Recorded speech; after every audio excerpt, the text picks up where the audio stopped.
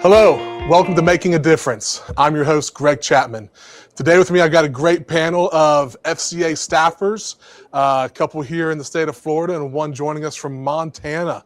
And I think we're going to have a retreat, coaches ministry retreat to Montana one day, and we're all going to stay at Troy's house. And so, Troy, since I dropped your name first, do us a favor, introduce yourself and what do you do, where you at, and Bob and Mike, y'all go right after him. My name is Troy Dennison. I'm with Fellowship of Christian Athletes, FCA, in Western Montana. So I'm multi-area director over that. We were just joking about the fact that really that's just me managing myself and trying to still build a team because it's only a few of us up here. So pleasure, honor to be on the show with you. Great. Mike, tell us about yourself. Yeah. Hey, Greg, thanks for having me on. My name is Mike McKirahan. I'm the area director for Sarasota County here in Florida. I've served on staff with FCA for the last 3 years, and it's an honor to be here. Bob Graumann. I'm here in Jacksonville, Florida with Greg. I'm an area rep serving 3 high schools, 3 middle schools, and I just retired from corporate life and joined FCA about 6 months ago. Yeah, I love Bob's story. He was on my board and stepped off the board when he retired and joined the ministry as a staff person. So, Bob, we're all grateful for you and Mike and Troy as well. So my role here in Northeast Florida is the director of coaches ministry. And I'd like to tell people that means I just herd cats on a regular basis because, as you all know, coaches are some of the hardest people to get in front of. But we also know when it comes to coaching that they pour out probably arguably more than anybody else, and there's really no one else pouring into them. So just in your areas and from what you've seen, why is it important for us to target coaches, to prioritize coaches within the world of FCA? Mike?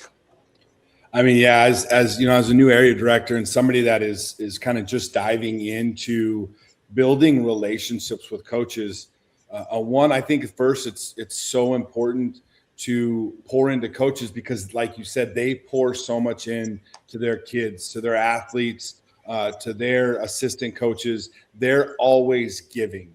And so to be able to just pour into them, both on a character and spiritual level, is an incredible opportunity to just give back, but also the influence that coach has is truly remarkable. I mean, I think we all can remember as athletes the influence our coach had on us, whether it was good or bad. And I'll never forget, my wrestling coach in high school, who really was that father figure to me and redirected my course through wrestling and football. And as a man, I would even say. So I think that's some of the greatest opportunity to just give back to coaches who give so much of themselves for their athletes. Yeah, Troy, I know sometimes it feels like an island out there in Western Montana. What do you see out there when it comes to coaches? Similar question as Mike, just the influence of a coach. Why coaches ministry? Yeah, exactly. Everything that you guys have said thus far.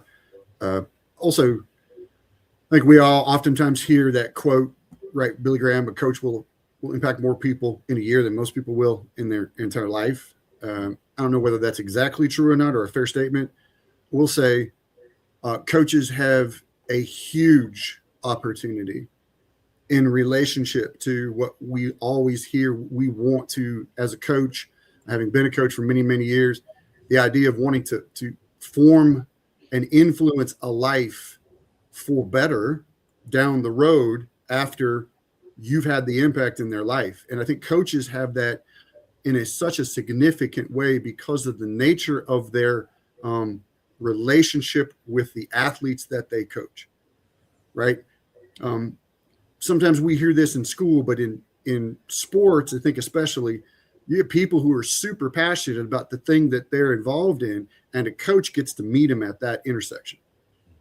Yeah. And the ability to show them how that relates to their identity, not to get it from them, but to be able to move them in a direction that's relational to who God made them to be, why they're there, and how that relates to them moving forward. And coaches have such a huge opportunity in that regard. And I think in Western Montana, especially, you see small towns with coaches where, kind of like Mike said before, like a wrestling coach, a football coach, basketball coach, outdoors, such a huge impact in their lives that goes beyond the sport that they're involved in. And that's a big reason why we want to engage coaches where they're at.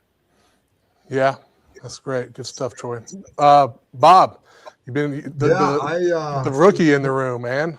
When you mentioned it, the why minister, I remember some coaches talking to. I used to ask him, "What's your biggest challenge?" And he's like, "The parents." And I'm like, "Whoa," that we need to also remember with these coaches, and we're building. No one's building into them, but they're getting sucked by not just the athlete, the pressure to coach and get these kids, but the parents. Some of our younger, middle school, high school coaches, they're getting so burned out, and to look at them as, in our Christian circles, they're like a pastor, man. They're just getting sucked dry, and to feed into them and to always remember outside of the family, outside of the church, you guys already mentioned, they're like the top influencer of life skills that with a platform of sports. That's why we do it. But what's going on in sports and coaching and building into them, these young people, these are life skills that they're going to carry on into their marriages, the workplace, and to remember that.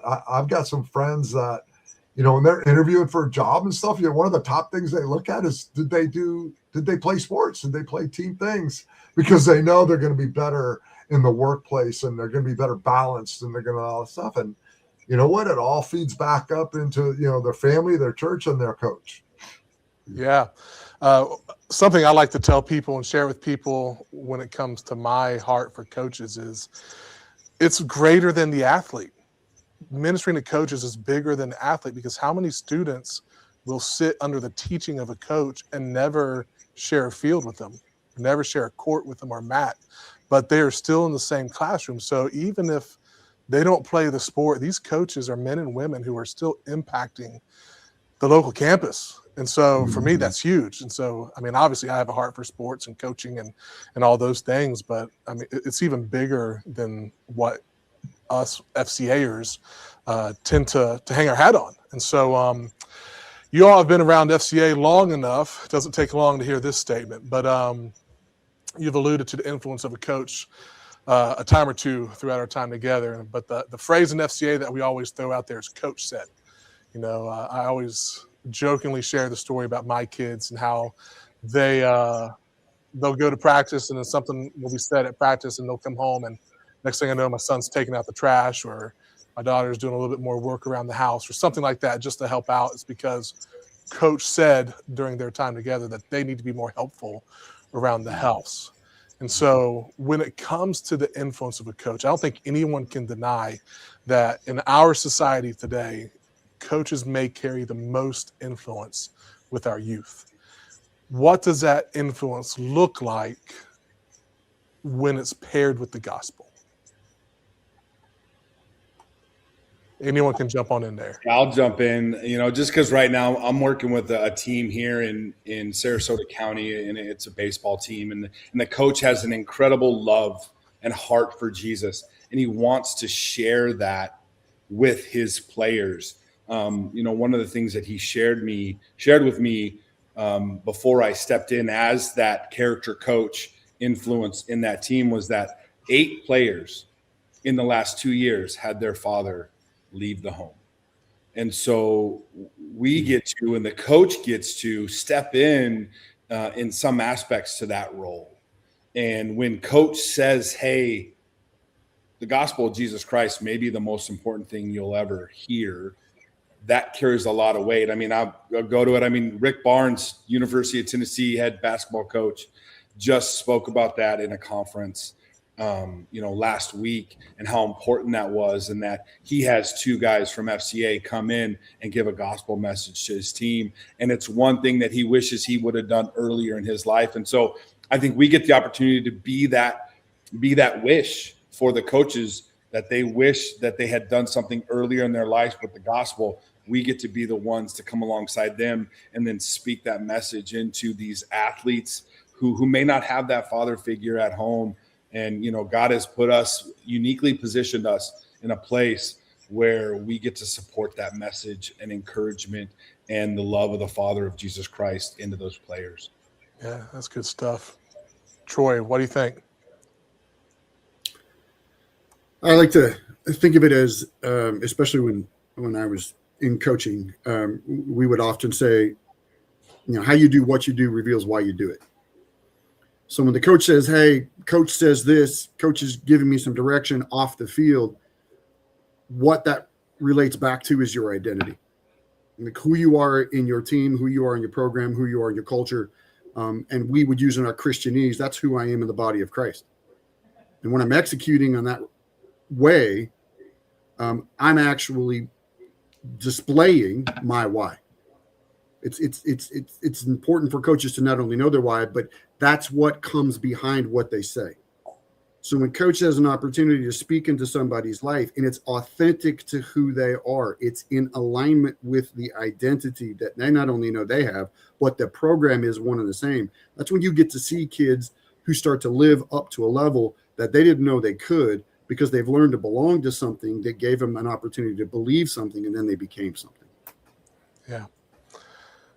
Bob, what do you think? You're a little bit further along in life than us. You've got some kids who have been influenced by a coach. How does this look? Many, myself and them. And I think, Greg, you and I, we've talked a little bit about, coaching the heart beneath the jersey. And when a coach lives it out, when a coach says something and then he makes his walk, his talk, it's such a powerful influence. And I think, one of the great phrases I think we can bring, and what Jesus did was, that if serving is beneath us, then leadership is beyond us, right? And when we have captains, when coaches have captains up and they're modeling and they're coaching and they're bringing about, serving, know the name of your manager, those things that they're bringing through the gospel, living it out.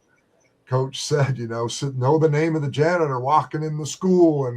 And I've seen kids, coach said, I need to be more serving around my school and things like that. And these kids come back and go, whoa, coach, what you said was real, man. It really worked, and I've even heard some stories where it's even with girls and they're trying to get the girl and it's like they're going about it the wrong way. Coach said, well, maybe you try this, or hold the door. I heard a great story about hold the door for her, and even teachers around the school, and boom, they start to see how serving and doing that around their school, on their teams, et cetera, just it just blows up for them, and they're so pumped up and they want to know more, right? They want to come back. Coach, tell me something else, right?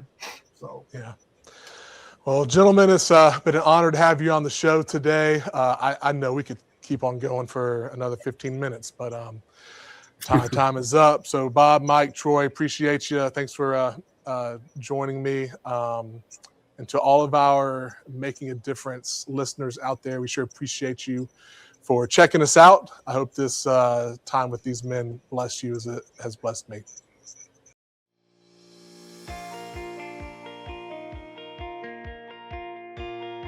Foodies Care is a nonprofit organization here started in Jacksonville, Florida. Our mission is to support other nonprofits realize and carry out their missions. We're trying to simplify that process to have a local body that's here on the ground and says, listen, we're going to work with you, we're going to partner with you, we're going to give you the resources that you need to be able to do the work that is needed in this community.